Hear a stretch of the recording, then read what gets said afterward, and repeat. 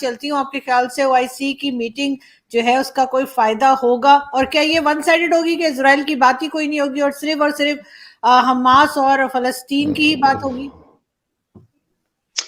देख लो, जब बात होती है तो इजराइल की भी होगी, फलस्तीन की भी होगी, हमास की भी होगी, और हिजबुल्लाह की भी होगी, और रीजनल ममालिक की भी होगी।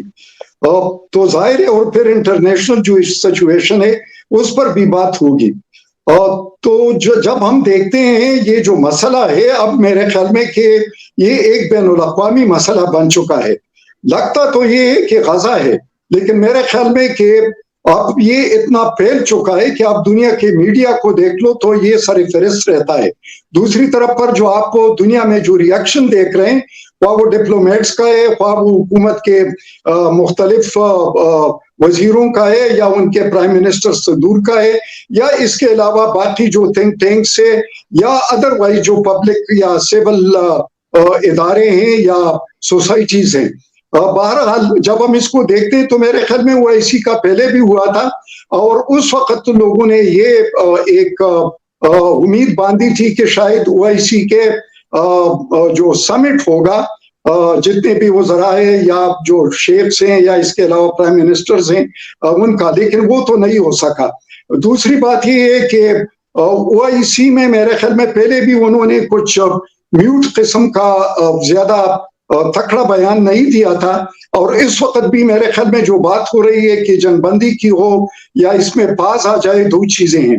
तो पास जब तक मेरे ख्याल में कि इजराइल चाहता है कि हमने नॉर्थ को, गजा को क्लियर कर दिया, अब सेंट्रल पर है वो जो क्लेम कर रहे हैं, और दूसरी तरफ हमास जो लड़ रहा है।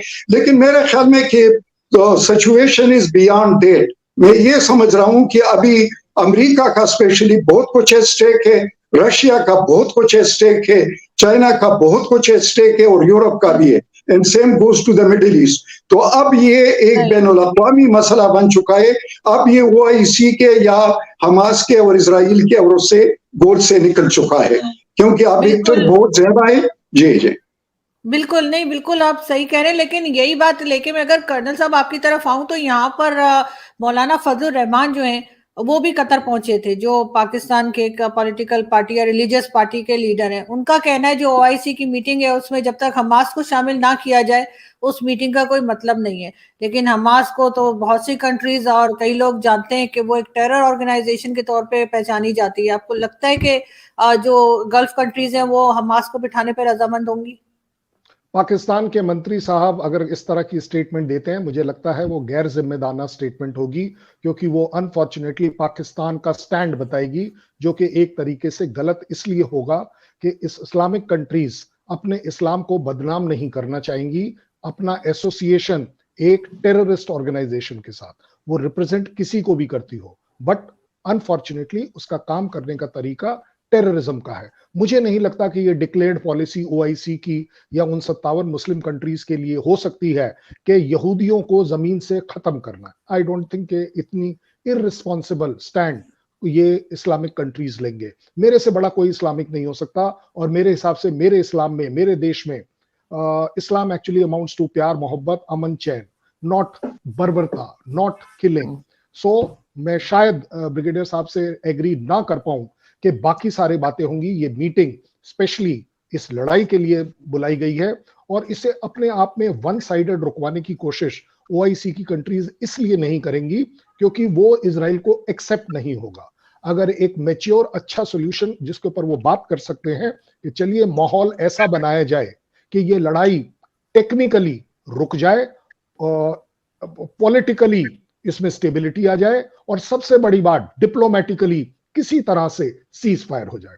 करने का तरीके के वो निकाले जा सकते हैं कि क्या होस्टेजेस को छोड़ने से कुछ बात बनेगी या नहीं बनेगी।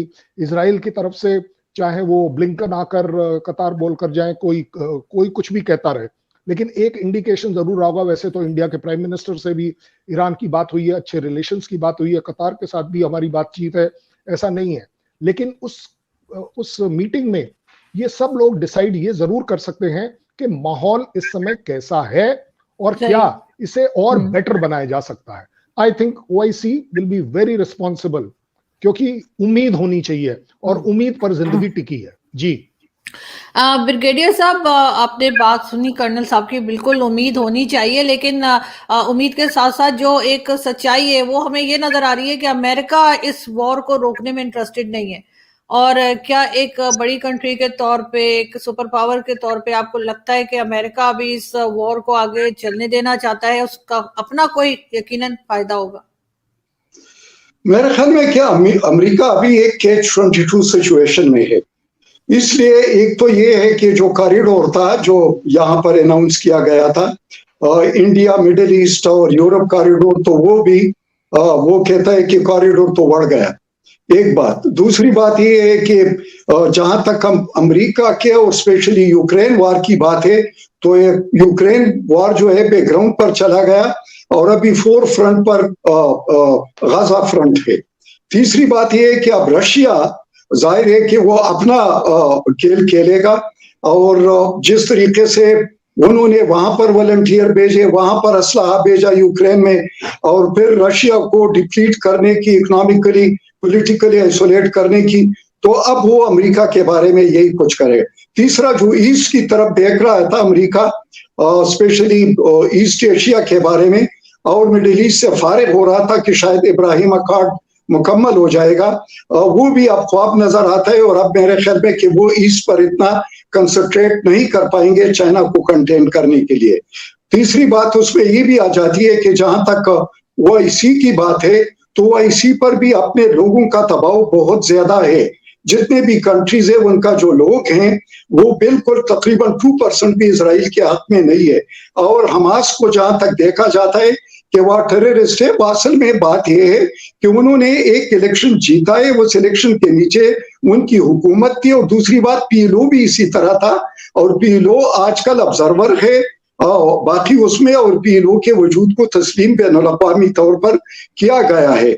तो ये ऐसा नहीं होता कि आज एक टेररिस्ट है और कल उसके वजूद को, अगर पुलन दीवी को देखा जाए तो वो एक कैसी थी और फिर पार्लियामेंट में आ गई, तो ये चीजें बदलती रहती है।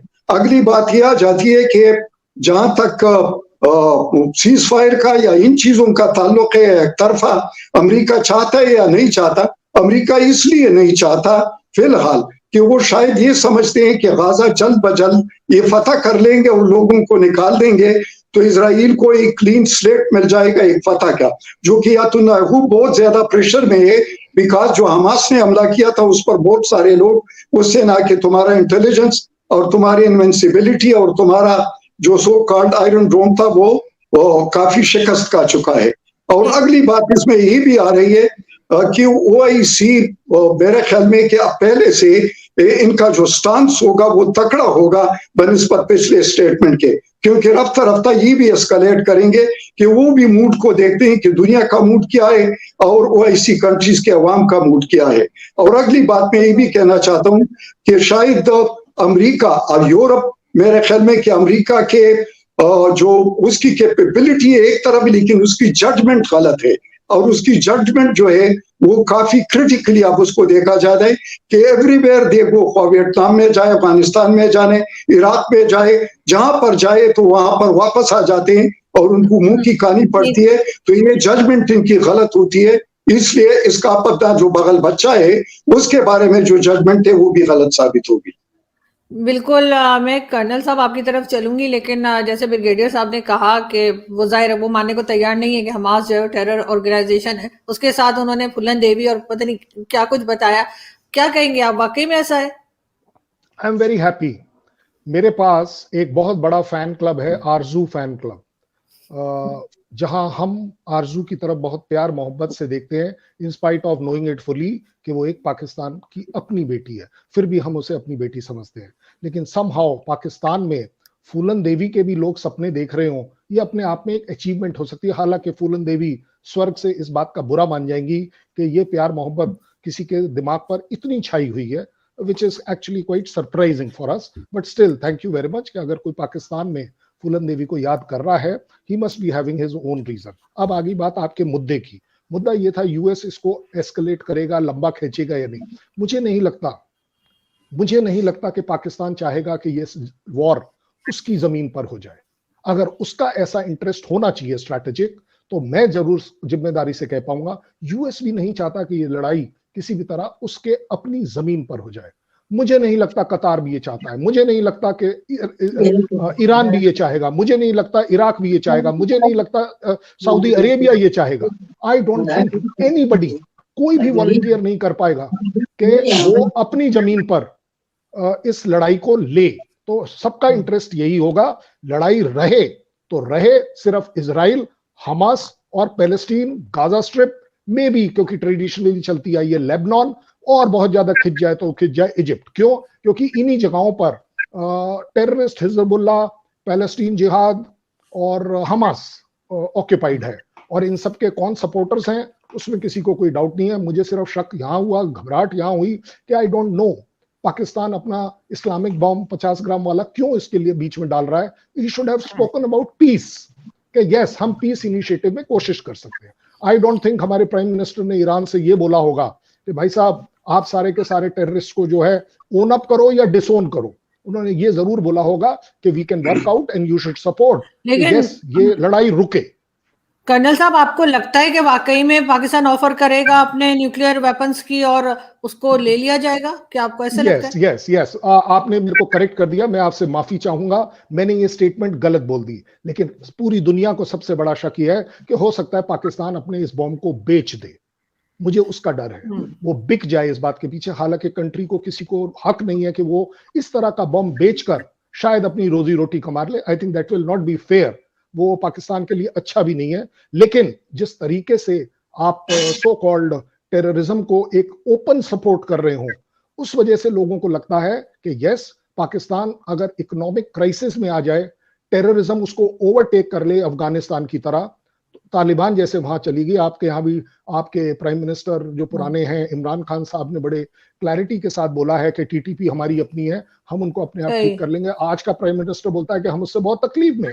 तो हमें डर ये रहता है, और हमें का मतलब दुनिया को, कि कहीं किसी भी तरह तालिबान जैसी गवर्नमेंट टीटीपी ने आपके यहां बना ली तो ये न्यूक्लियर बॉम्ब जिहाद के काम आएंगे, वहां घबराहट है। ब्रिगेडियर साहब, आपको भी ऐसा ही लगता है जैसे कर्नल साहब कह रहे हैं, और जैसा कई कंट्रीज अभी पहले बात कर चुकी हैं कि पाकिस्तान के पास जो न्यूक्लियर वेपन्स हैं वो कहीं ऐसा तो नहीं कि हम हमास के हवाले कर दें या किसी और को दे दें जिससे नुकसान हो सकता है पाकिस्तान को भी? मेरे ख्याल में इस पर बात करना भी रबिश होगा, फॉर द रीजन कि कब से सुन रहे हैं इस्लामिक बम।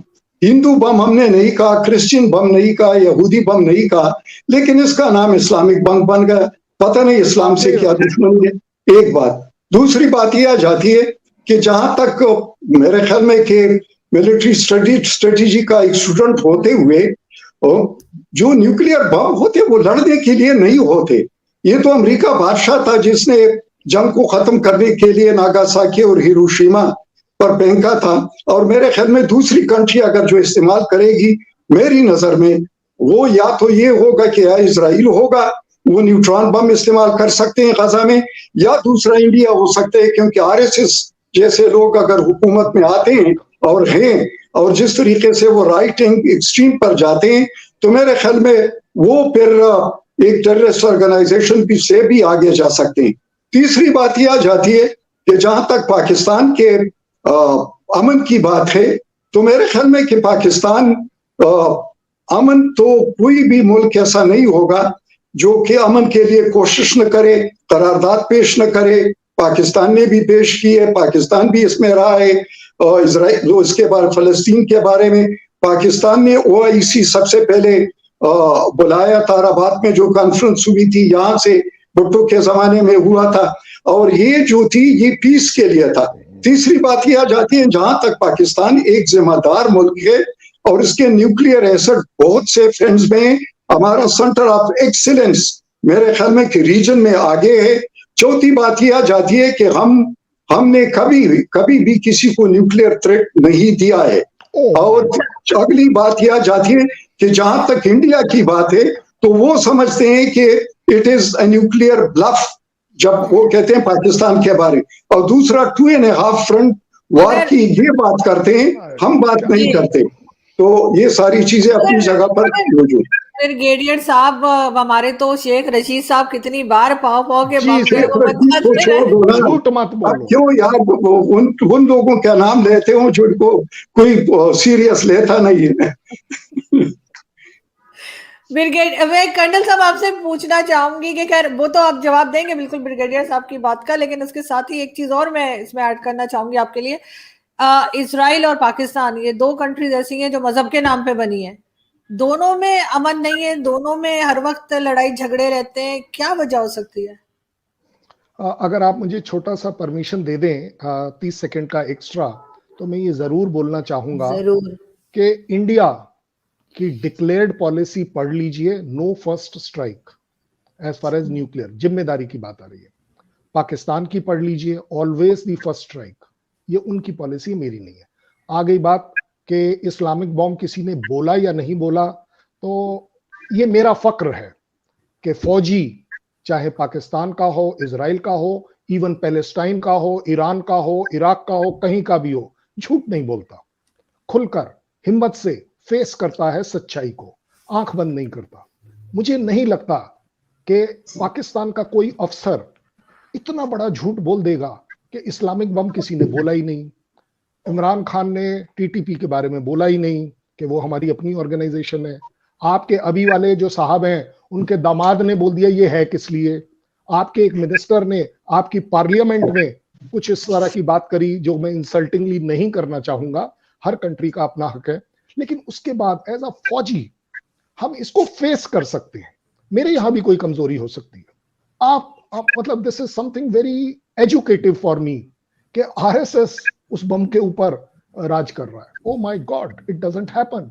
ये शायद अकेला सिंगल पाकिस्तान होगा जहां उसकी चाबी आपके चीफ के पास है, गवर्नमेंट की चाबी आपके आईएसआई के पास है, पूरी की पूरी सरकार आपकी आर्मी के पास है, आपकी इकोनॉमी का डाउनफॉल आपके लोगों ने कहा है, मैंने नहीं, कि यस ये पाकिस्तान की वजह से गिर रही है।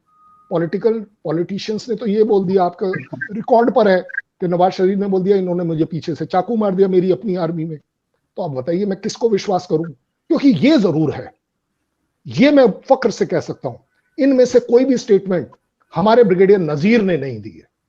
इतनी इररिस्पॉन्सिबल स्टेटमेंट्स ब्रिगेडियर नजीर ने नहीं दी है। यस, आज वो अपनी कंट्री को डिफेंड जरूर करें, मैं चाहूंगा जज्बे को रखें, किसी भी तरह की कोई इंसल्ट अपनी कंट्री के बारे में ना सहें, लेकिन मुझे लगता है सच को सच्चाई से जरूर फेस करें कि आपका सो कॉल्ड इस्लामिक बम कितनी बार रेफरेंसेस में आ चुका है, इंडिया का कितनी बार आया ये आप बता सकते हैं, क्योंकि आज आप पाकिस्तान से पहले ऐसे पैनलिस्ट होंगे जो हमें बता रहे हैं कि इंडिया का नंबर 1 है इजराइल।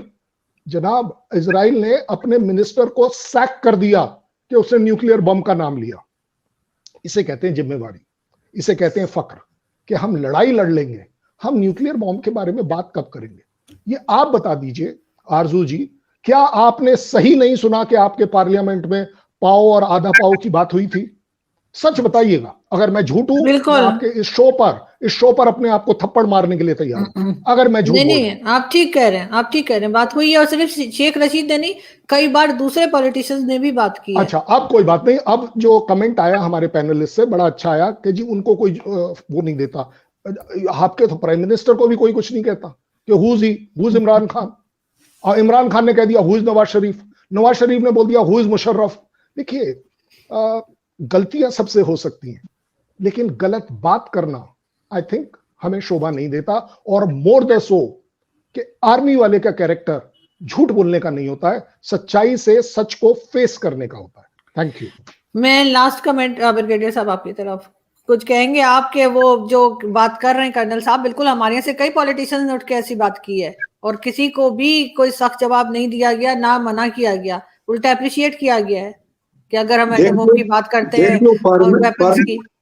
पार्लियामेंट का जो प्रोसीडिंग्स होती है वो किसी कोर्ट के उसमें भी नहीं आता, उसका अपना एक बिजनेस रूल ऑफ बिजनेस होता है। जहां तक अभी जो इनका मसला हुआ था कनाडा के साथ, तो इनका आई एम फॉरगेटिंग के पार्लियामेंटेरियन है या कोई है, वहां पर उसने कहा कि वी विल न्यूक कनाडा। तो ये मैं आपको लिंक निकाल दूंगा, आपको भिजवा दूंगा, क्योंकि कर्नल साहब को जब हम कुछ बात कहते हैं, वो कहते हैं ये नहीं है। उस दिन मैंने वो सारे सबूत आपको भिजवाए थे कि इसको भिजवा दो और जरा पढ़ ले कि क्या अभी अमेरिका ने न्यूक्लियर सबमरीन खत्ते में भेजे हैं, तो वो गलत बात मेरी पहले भी नहीं थी, अब भी नहीं है। तीसरी बात ये है कि अगर बड़े मुमालिक इस किस्म की चीजें वहां पर पोजीशन कर रहे हैं, तो ये मतलब है कि सिर्फ उसका एक मैसेज हो चाहे जो कन्वे करना पड़ता है।